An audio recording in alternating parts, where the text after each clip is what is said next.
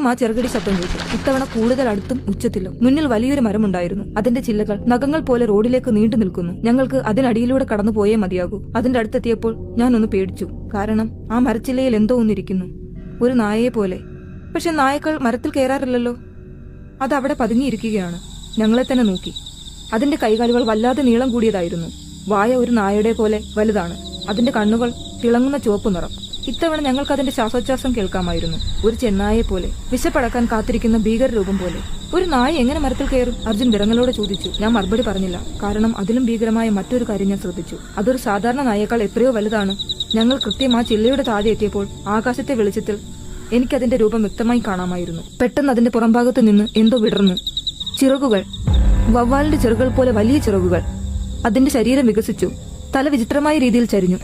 എന്നിട്ടത് ഒരു ശബ്ദമുണ്ടാക്കി. ഞങ്ങൾ ഓടി. ഞാൻ പിന്നിലേക്ക് നോക്കിയില്ല.